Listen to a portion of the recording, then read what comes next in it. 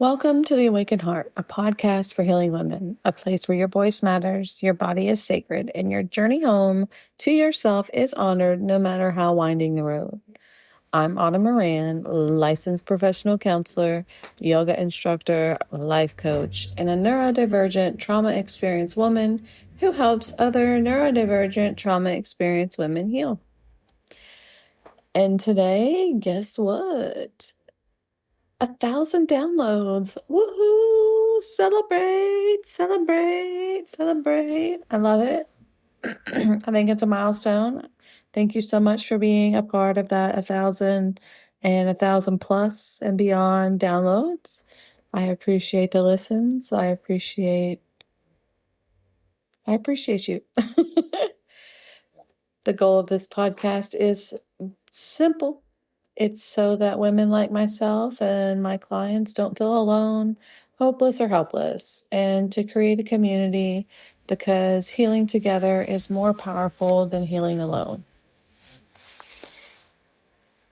I've got stuff to say about who I am. I've got group programs I want to start in the spring, summertime. If you're interested, it will be somatic healing, trauma healing, late diagnosis, support group, and sexual trauma healing group. Each group will be five women, and I'll describe it more in depth at the end. I just don't want to take up too much time at the beginning. So if you're interested in a group, then there will be a link in the show notes where you can sign up to be on the wait list. And if you prefer to work solo, I'll give you information about that as well. Whether you work with me one-on-one, join a group, or just listen to this podcast, you're not alone. That's what I want you to know. We're building something here. We're building community, a community of women who get it, who've been through it, and who are healing together. New episodes drop every Wednesday, so be sure to subscribe so you never miss one. And if today's episode resonates with you, please, I'd be ever so grateful if you'd share it with someone who you think would enjoy it. Or just simply leave an emoji, your favorite heart emoji, whatever feels good, because it helps other women find this space and know that we're all not alone. We can heal together. So today we're wrapping up the neurodivergent series with all the things I didn't say in the first 5 episodes. So if you're just tuning in, this is the last episode in the neurodivergent series. This is 6 of 6. I will link the other episodes in the show notes if you want to listen to them. But today I'm going to break down all the neurodivergent terms that maybe you see online, maybe that you hear, maybe that you even say: RSD, PDA, masking, stimming, task paralysis, autistic inertia, shutdown, meltdown, all of it, because these terms are everywhere. People are using them to describe their experiences, and that's good. Language helps us to understand ourselves. But sometimes these terms get misunderstood or overused, or we don't know what they mean, and we don't know how to actually use them to accommodate ourselves. So today, I want to define the terms clearly, explain what they are and what they're not, show you how to recognize it in yourself, give you practical ways to accommodate it, and reduce the stigma around these experiences.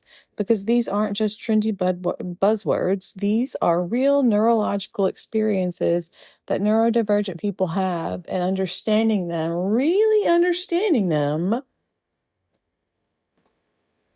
helps you take better care of yourself. So, diving right in. First up, RSD, rejection sensitive dysphoria. This stands for an extreme and emotional sensitivity to perceived rejection, criticism, or failure. So the key word is extreme. This isn't just feeling bad when someone criticizes you. This is intense, overwhelming emotional pain. Physical sensations like maybe a tight chest, your stomach dropping, feelings of panic. Maybe there's an immediate, intense reaction, not gradual, just an immediate, intense reaction. Response feels disproportionate to the trigger and can be triggered by real or perceived rejection.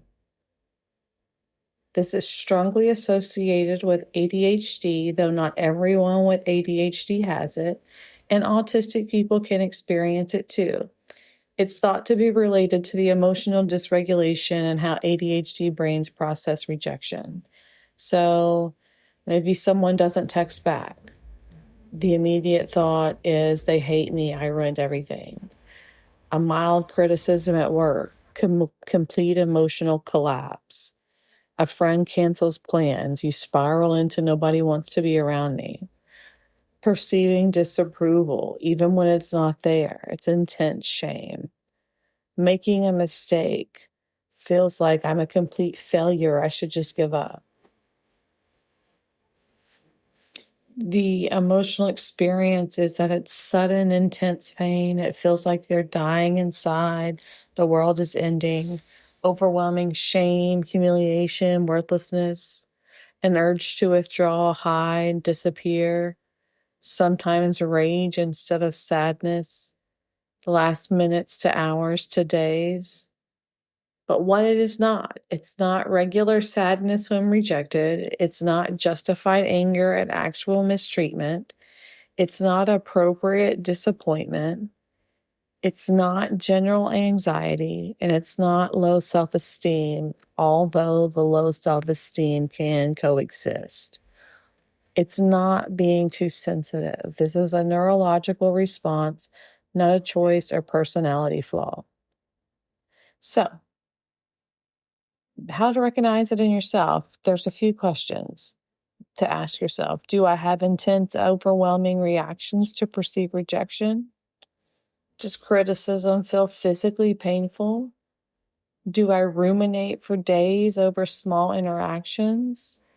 Do I avoid situations where I might be judged or rejected?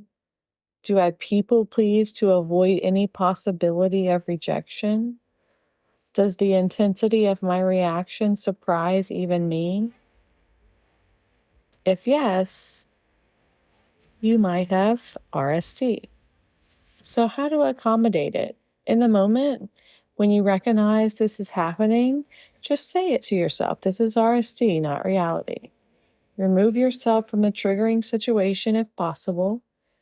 Use some sort of grounding technique that just kind of puts your feet on the ground, look around, feel your clothing.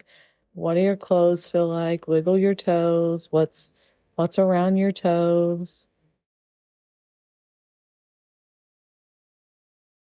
Don't make big decisions in this state. Reach out to a safe person who understands RSD. And please remind yourself that this feeling will pass.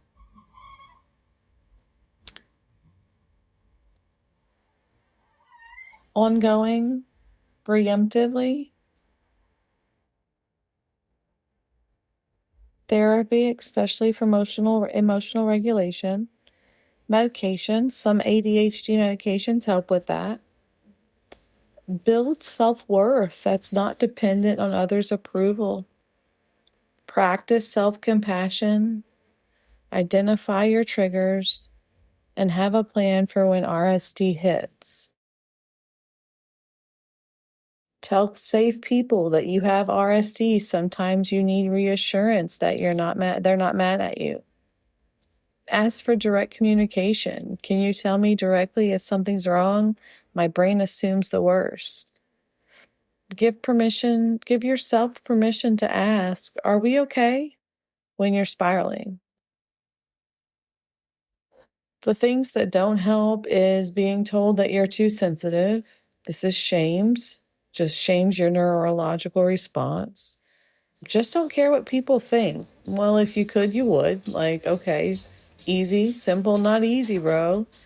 And then avoiding all situations where rejection is possible. This limits your life, right? So validation helps. RSD is real and painful. Strategies to manage the intensity, that helps. Building resilience over time. It may not go away, but you can learn to ride the wave, right? In DBT, they have surf the urge. So like, just say you're on a board and like the anger, the RSD sensations are like the top, and you're riding, and just wait. You can crest down toward the shore here shortly. Just ride the wave. Don't make any actions. All right. Next up is PDA, pathological / persistent demand avoidance. Some prefer persistent or pervasive instead of pathological, and I get it. It's a profile of autism characterized by extreme anxiety around demands, even simple, reasonable ones, need for autonomy and control, resistance to demands, even ones you want to do, use of social strategies to avoid demands, and difficulty with everyday expectations. So, like, this is considered a profile of autism, not a separate diagnosis. And demand triggers, okay? So this is what triggers it, what this looks like. Being told to do something, even something you enjoy. Expectations from others. Your own internal expectations, like I should be doing this, I should be doing that. Routine tasks, showering, eating, working, parenting, cooking, shopping, paying bills, driving, commuting, talking, planning, time pressure, and transition demands.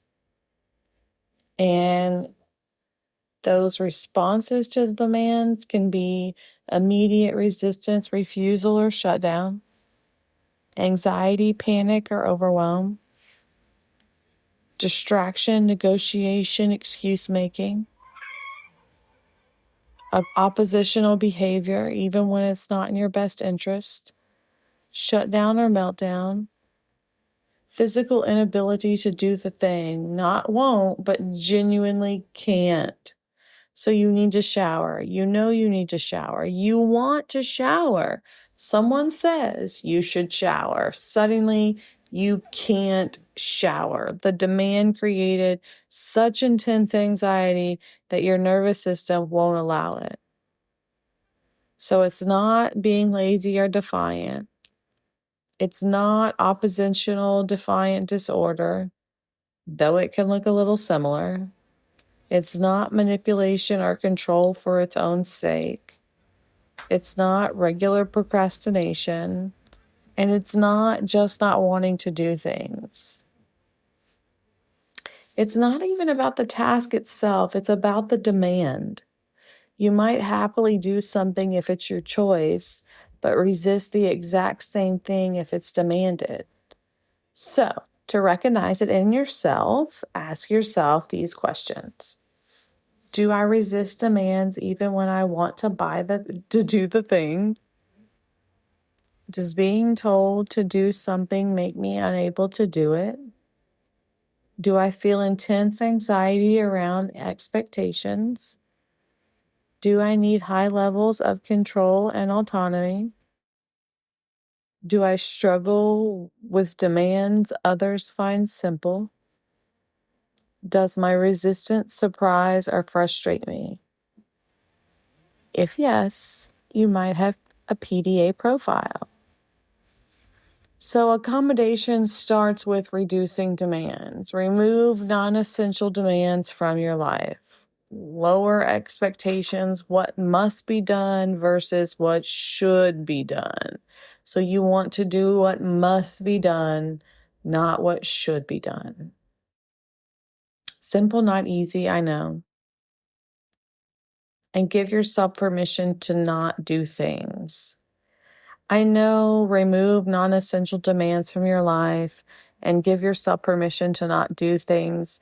may seem like a real flighty thing to say in the face of any woman that has children, pets, parents, family, obligations, work, bills, relationships, friendships. Like, I understand the roles that we have, but even in a small way, how can you start small in giving yourself permission to not do things, to rest or read just a chapter, and to remove non-essential demands from your life? You know, sometimes if you don't want to go, it's okay not to go. You can reschedule and they'll still love you. And then reframe your demands as choices. Instead of saying, I have to shower, try saying, I'm choosing to shower, or I wonder if I feel like showering. What sounds good? What's the soap like?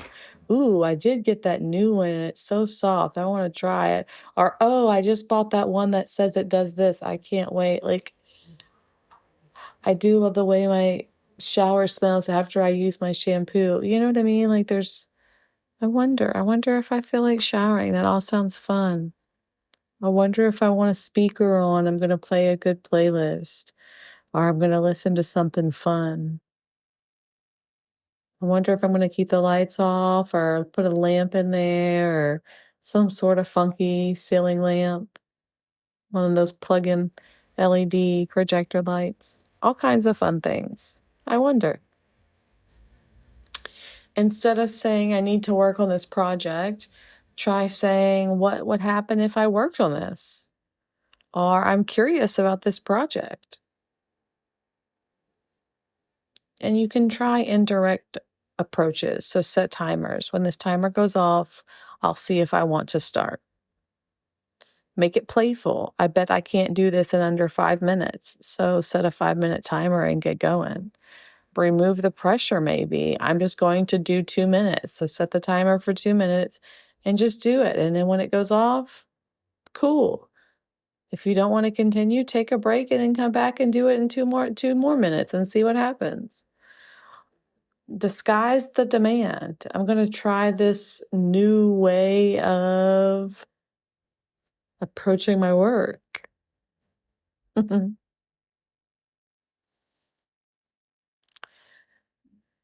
And collaborate with yourself, really, like negotiate with your nervous system in the sense of like, put one hand on your chest, one hand on your belly, take a few inhales and exhales, letting the exhales be longer than the inhales. If you're driving, you're working with your hands, then just relax your shoulders, relax your grip on what you're doing as long as it's safe. And then just let the belly expand outward on the inhale, and then let it go back to normal on the exhale, but slowly and longer.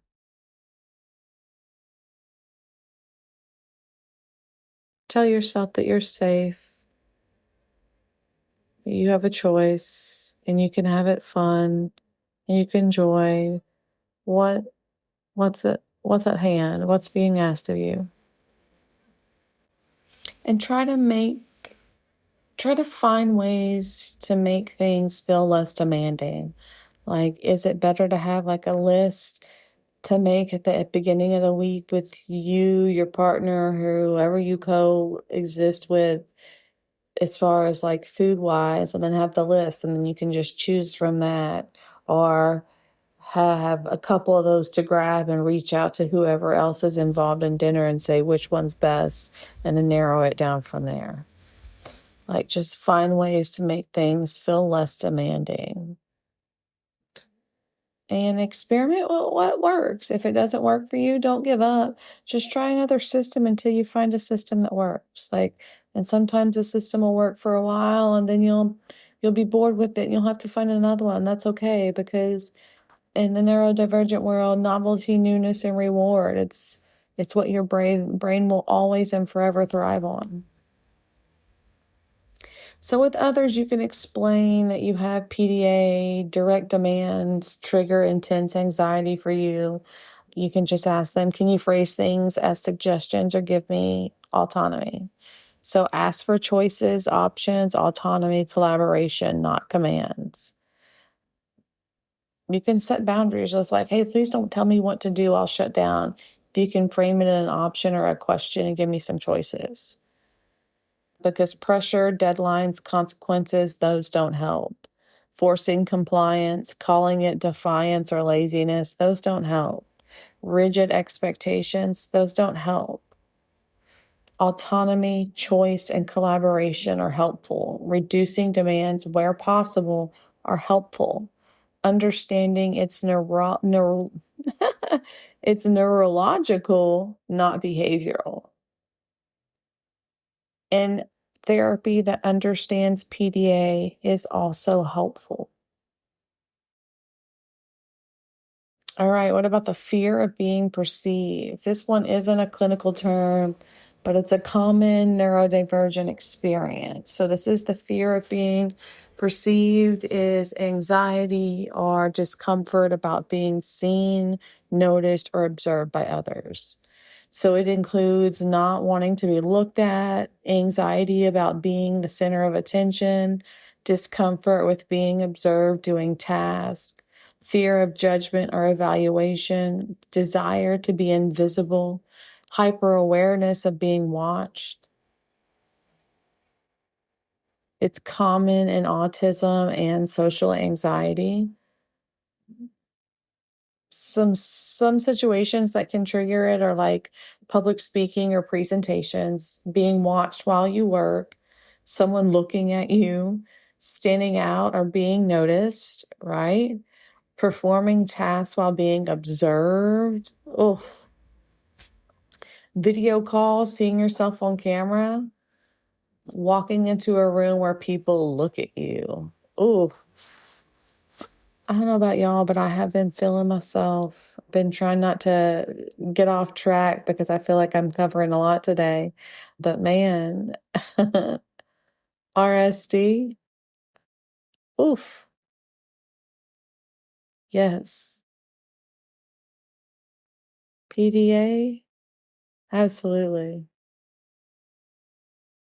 Fear of being perceived, you betcha.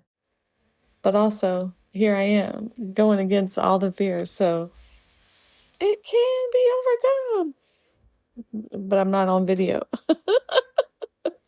Okay, so fear of being perceived, the experience, intense self-consciousness, feeling exposed or vulnerable, hyper-awareness of your body movements, your expressions, your facial expressions, your eye contact, inability to function normally when watched, like where you forget how to walk when you think someone's watching, when people might be able to watch you walk. You have an urge to hide or escape, right?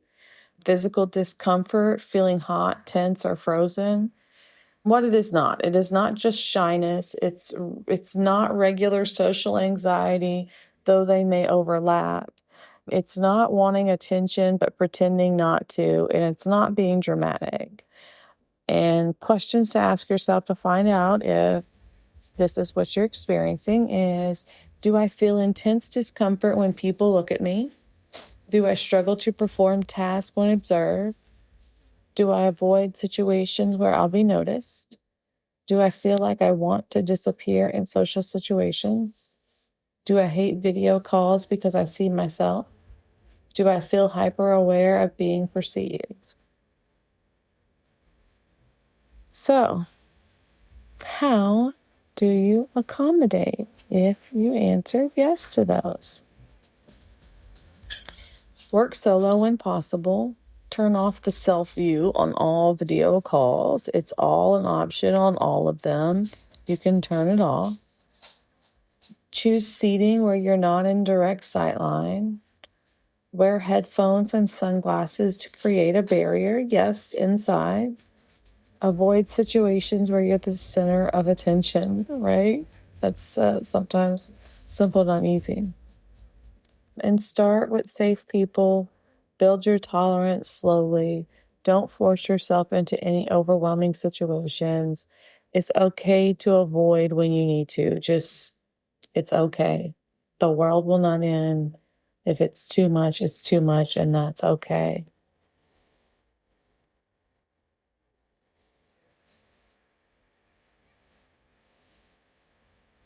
You can explain to others that you have anxiety about being watched.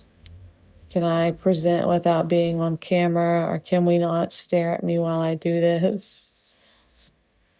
Ask to present audio only, ask to work independently, ask to not be called on randomly.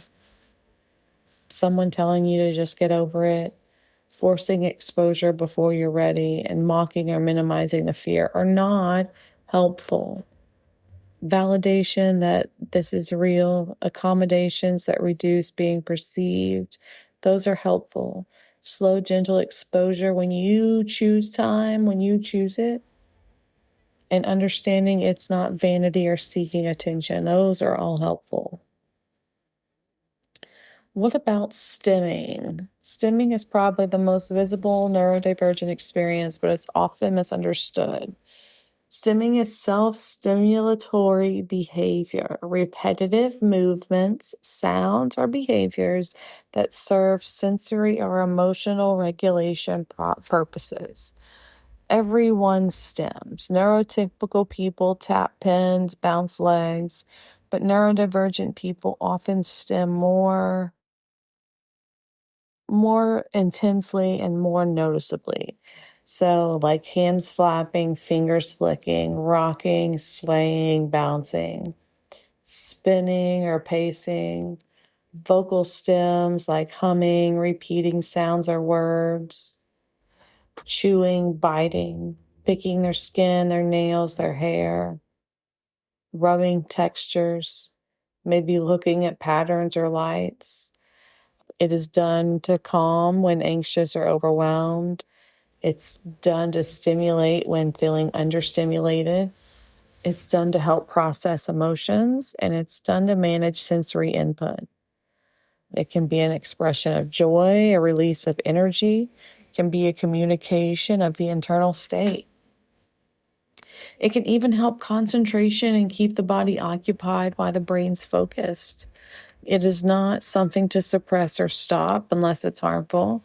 It's not bad behavior. It's not intentional disruption. It's not something that's easily controlled. It's not something that's a sign of low intelligence. Some questions to ask yourself if you think you might stem. What do you do when anxious, excited, or overwhelmed? And overwhelmed. What repetitive movements or sounds do you make? What do you do to regulate? What do you do without thinking about it? So, accommodating this is allowing yourself, giving yourself permission. Don't suppress unless you absolutely have to, and find stems that work for you. Like at work, in public, fidget rings, stress balls, textured objects, chewing gum, leg bouncing under the desk, foot tapping, doodling while listening. At home, maybe full body stems, rocking, pacing, jumping, humming, singing, talking to yourself, whatever you need. Replace, like if you have harmful stems like skin picking, hair pulling, head banging, identify the need. What regulation are you seeking? And find safer alternatives that meet the same need. Chewy jewelry instead of biting, stress ball instead of skin picking, weighted blanket instead of head banging. I know that's simple, not easy. There's more to it. And that's why you got to identify the need. What regulation are you seeking? And let people know, like, your stimming helps you to regulate, that you need movement and make sound to focus. It's not disruptive, it's helpful. And please ask people not to tell you to stop unless it's genuinely harmful. Forcing yourself to stop, shaming yourself, or being told to act normal do not help. Permission to stim, finding stims that work in different contexts, stim toys and tools, and acceptance are what are helpful. Next up, we have task paralysis with a little executive dysfunction. This one might be the most frustrating because it's the inability to start or complete tasks despite wanting to do them. It's a form of executive dysfunction. It's not laziness. It's not lack of motivation. It's not caring. It's not procrastination. It's a neurological inability to initiate or execute tasks. Your brain literally can't access the start button. Executive function breakdown. So the experience is, you need to do something, you want to do it, you can't make yourself start, you feel stuck, frozen, paralyzed. The more you try to force it, the worse it gets. Intense frustration with yourself is what you experience. So some common triggers are tasks that are boring, difficult, or overwhelming, multiple steps required task, unclear how to start task,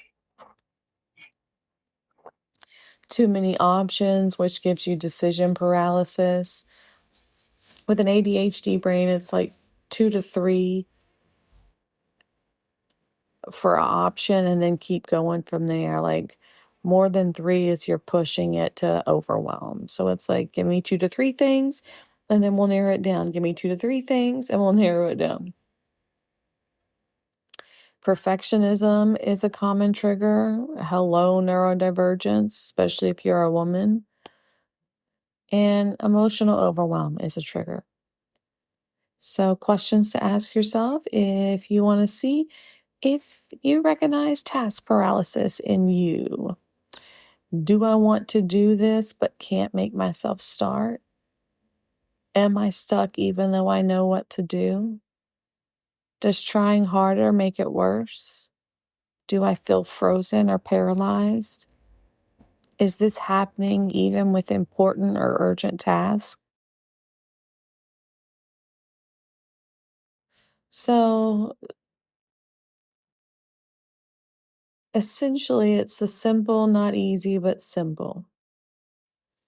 I want you to break tasks down into small possible steps, the smallest possible steps.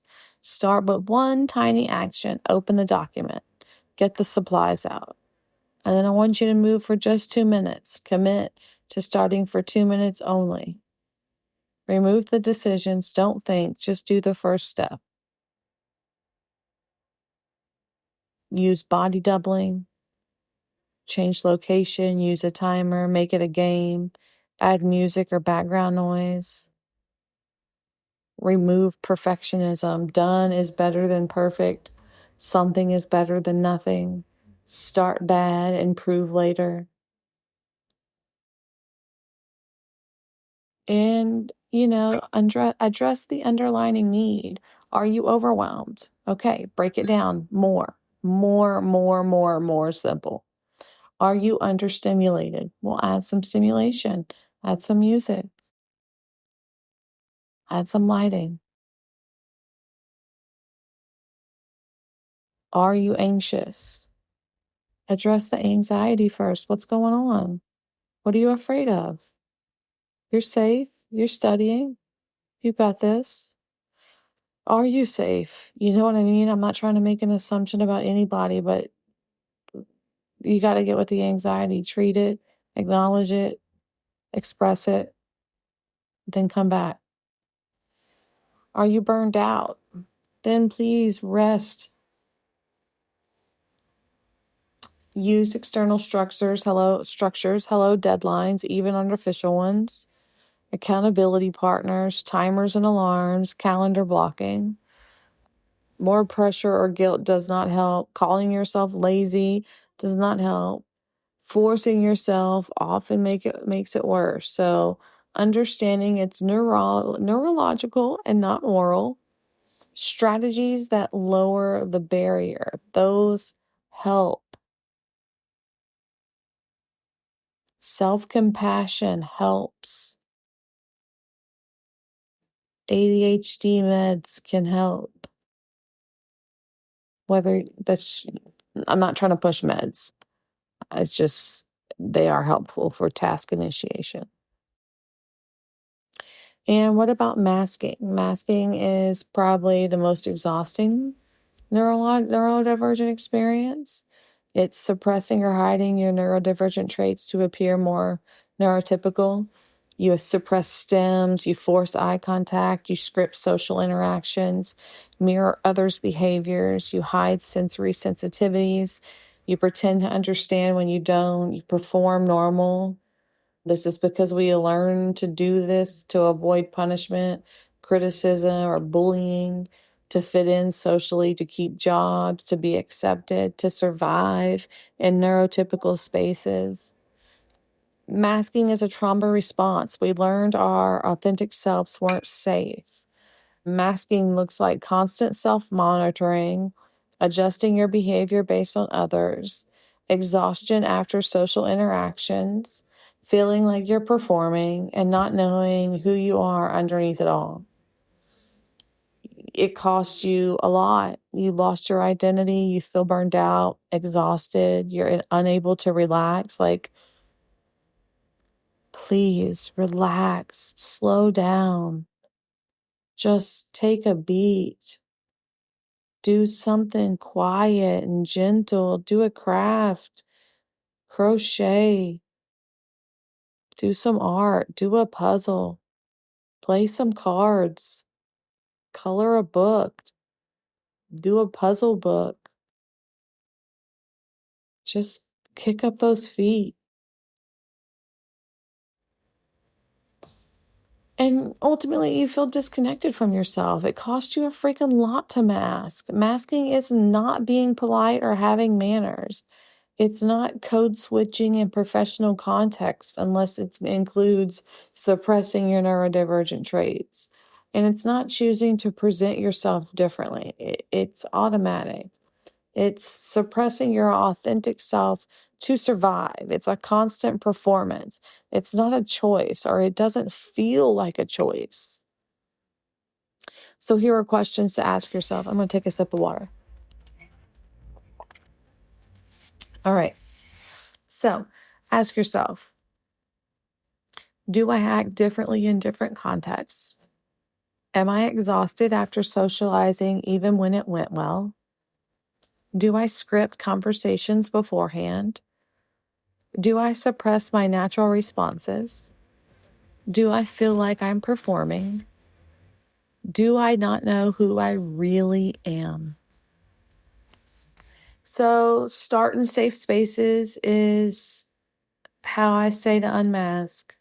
At home, alone, with safe people, in neurodivergent friendly spaces. Give yourself permission to say, I can stim here when you're home alone, or in your room alone, or in the shower alone. I can say, I don't understand. I can leave when I'm overwhelmed. I don't have to make eye contact. You don't have to make eye contact. Don't try to unmask everywhere at once. Start small, like I said, one trait at a time. Notice what feels safe. Build up the tolerance for being authentic. Set some boundaries. I need to leave early. I can't force eye contact. I need to stim. I need things explained directly. Find neurodivergent friends who don't require masking. Find spaces where you can be authentic with people who can accept the real you. Don't force yourself to unmask before you're ready. That's not helpful. Don't unmask in unsafe spaces with unsafe people. Don't do it with people that have a history of making it about themselves, or not listening, or getting too emotional. All or nothing thinking is not helpful. You can unmask in some places and you have to mask in others. So give yourself permission to unmask gradually in safe spaces. Therapy processing the trauma of masking is a good and helpful step in unmasking. And finding community with other neurodivergent people is helpful. All right, autistic inertia. This is different from task paralysis, but related. This is difficulty starting, stopping, or changing activities. There's two types. Difficulty starting. You can't start on task. You need significant effort to begin, stuck in an active state. Difficulty stopping, switching. Can't stop once you've started. Hyperfocus that's hard to break. Difficulty transitioning between activities. It's about momentum. So once you're in motion or not in motion, it's hard to change. So starting, can't make yourself get up, start working, begin tasks. You need external prompts to start. You feel stuck or frozen. Stopping is the hyper focus for hours without breaks. Can't stop even when you need to eat, sleep, or go to the bathroom, and you resist transitions. Switching. Can't shift from one task to another. Transitions are painful or overwhelming. Need time between activities. It's not laziness. It's not obsession. It's not being inflexible on purpose. So here are some questions to ask yourself. Do I struggle to start tasks but then can't stop once started? Are transitions between activities hard? Do I need momentum to get going? Do I hyperfocus and lose track of time? Do I resist switching tasks even when I need to? So start with external prompts, alarms, people, timers. Lower the barrier, make the first step very tiny. Body double and momentum from one task to a next. For stopping, timers with warnings, 15 minutes, 5 minutes, time's up. External interruptions, someone else tells you to stop. Natural stopping points, end of the chapter, end of the episode, end of the movie, save point in the game. Practice stopping before you're done. For transitions, build in transition times. Don't schedule back to back. Have warning before transitions, routines that signal transitions. Allow yourself time to mentally shift. Don't expect instant start or stops. Don't expect no transition time. Don't expect constant task switching. What you need to do that's helpful is understand the momentum matters, build in time, and external structure and permission to need transitions are very helpful. All right, shutdowns, meltdowns. These are both overwhelm responses, but they're different. Shutdown is an overwhelm response where you withdraw, shut down, go nonverbal, lose ability to function, feel numb, disconnected, frozen, need to be alone, can't process information or respond. It's like your brain goes offline to protect you from overwhelm. And meltdown is an overwhelm response where you have intense emotional, physical reaction, you lose control of your responses. You might cry, scream, have outbursts, experience intense distress, can't regulate yourself in the moment. It's like a nervous system overflow. Both are involuntary overwhelm responses, not tantrums or choices. What causes them? Sensory overload, social overwhelm, emotional overwhelm, too many demands, change or transitions, masking for too long, burnout.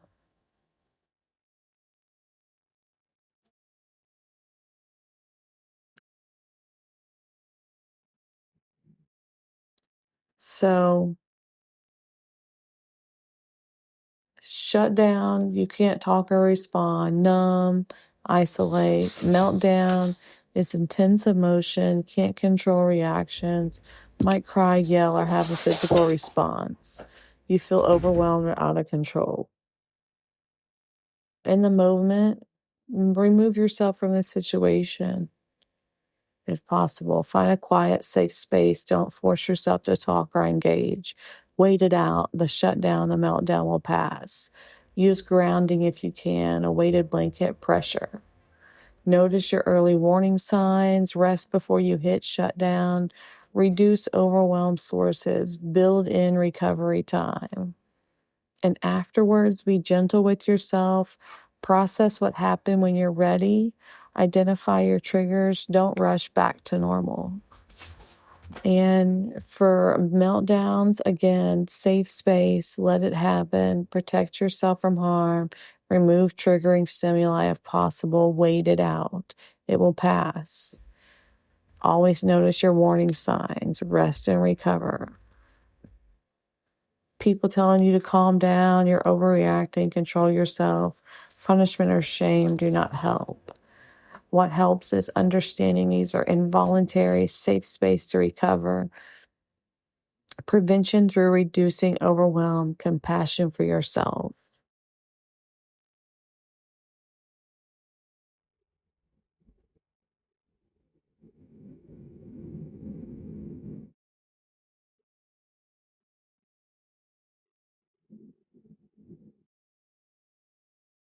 I want you to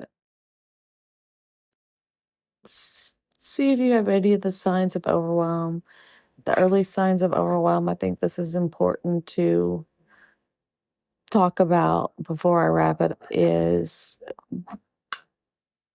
early, moderate, and severe signs of overwhelm and how to spot them. So early signs: irritability, difficulty concentrating, sensory sensitivity increases, social tolerance decreases, maybe more stimming, task paralysis gets worse. Moderate signs: can't make decisions, everything feels hard, emotional dysregulation, need to isolate, masking becomes impossible, avoiding responsibilities. Severe: shutdown or meltdown, can't function, nonverbal or limited communication, complete sensory overload, breakdown. So what you need to do is reduce the input, sensory input, quiet, dim, calm, social input, alone time.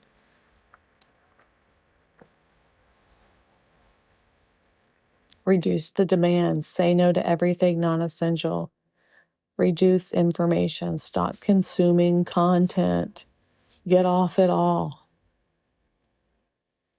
Increase rest, increase stim, increase familiar routines, increase safe people, increase comfort items, favorite foods, weighted blankets.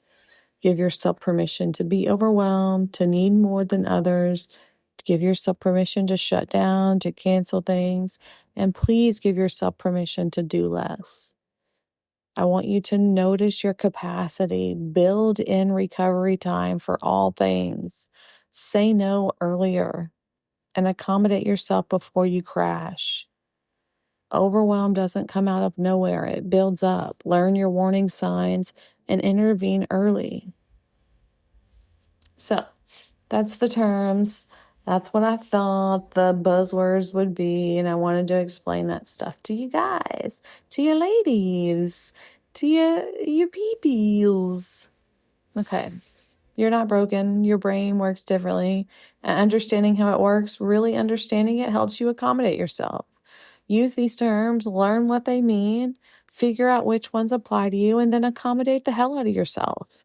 Like, you deserve to understand your own brain. You deserve language for your experiences.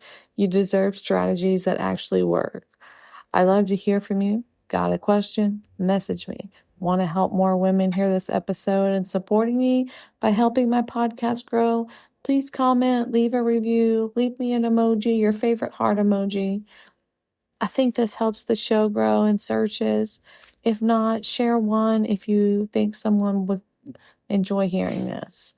Like I said in the beginning, I've got group therapy dreams.